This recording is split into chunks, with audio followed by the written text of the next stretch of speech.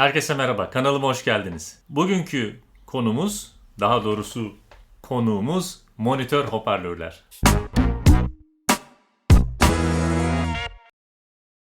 Evet, merhaba efendim. Hoş geldiniz, nasılsınız? Böyle ekipmanlara karşı ayrı bir sevgim var. Çok tatlı değil mi zaten? Yanımda duran arkadaş Yamaha HS7. Şimdi bu tosunu kucaklayalım. Evet, kucakladık. Arkadaşlar oldukça ağır bir hoparlör. Ev stüdyosu kurarken hangi ekipmanlara ihtiyaç var derken o kadar üstte durmamıştım bile. Hatta sadece parça parça saymıştım. Ama sonra dedim ki mikrofonlardan biraz bahsedeyim. Ya referans kulaklıklar soruluyor, ondan biraz bahsedeyim. Ve derken sıra hoparlörlere geldi. Stüdyo hoparlörü, referans hoparlör, monitör hoparlör olarak adlandırılabiliyor. Genelde referans hoparlörü kullanıyoruz. Eğer siz sadece evde güzel bir müzik dinleyeceğim, açayım böyle dup tıs dup tıs dup tıs. Tamam, biraz kısalım. Bu şekilde sadece müzik dinleyeceğim derseniz illa referans hoparlör almanıza gerek yok. Hatta referans hoparlörler beklediğiniz sesi belki de size vermeyebilir. Referans hoparlörleri ne için kullanıyoruz? Daha çok vokal, enstrüman vesaire kayıtları yaptığımızda burada kaydettikten sonra dinlediğimizde flat dediğimiz düz bir şekilde, yani ses ne çıkıyorsa onu ver kardeşim diyoruz. Diğer hoparlörler böyle vermiyor mu? Öyle vermiyor. Bir arabanızdaki hoparlör veya bir Bluetooth hoparlör, müzik seti, bunlar biraz daha farklı aralıklara odaklanmış olabiliyor veya verdiği aralıklar aynı genişlikte olmayabiliyor. Daha bas, daha tizli ses alabiliyoruz. Referans hoparlörlerde 3, 5, 7 falan gibi serileri var.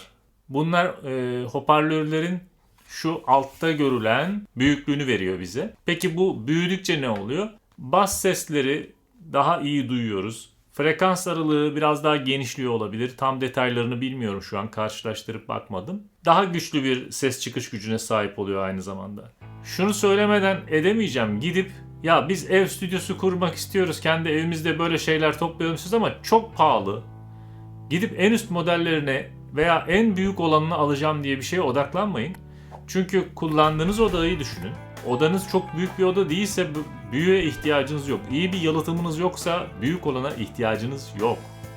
Hatta küçük olanlar daha iyi olacaktır arkadaşlar. O yüzden şimdi bütçenizi tekrar gözden geçirin. Daha küçük olan monitör hoparlörleri düşünebilirsiniz. Monitör hoparlörlere baktığımızda genelde bakın şu şekilde iki tane bölme oluyor. Yani üstte küçük olan alan var, tweeter dediğimiz tiz sesleri veren. Alttaki alansa woofer dediğimiz işte bas sesleri veren alan ve ikisinin ortak bir birleşim frekansı da bize orta tonları veriyor. Arka kısmına bakalım. Arka kısmında volüm potu var. Bir jack girişi var. Buraya takıp diğerinde ses kartınıza bağlıyorsunuz. Onun aşağısında açma kapama düğmesi var. En alt kısımda da power kablosunun, güç kablosunun girdiği yer var. Oh! İyi miyiz?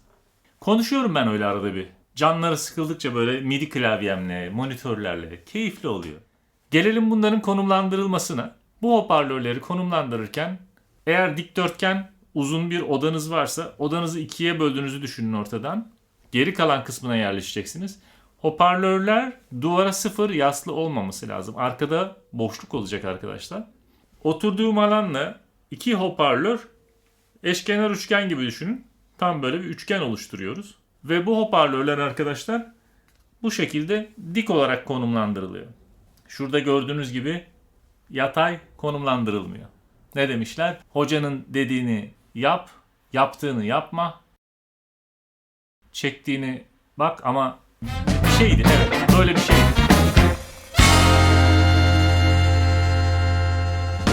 Ve son bir de masa üzerine direkt koymak yerine bu şekilde bir yükselti halinde böyle monitör standları var veya bunların tamamen ayaklı olanları da var. Masadan böylece tamamen bağımsız hale geliyor.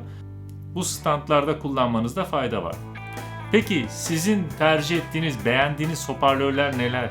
Monitör hoparlörlerle ilgili aklınıza takılan başka sorular neler varsa bunları da yorum alanına bekliyorum arkadaşlar.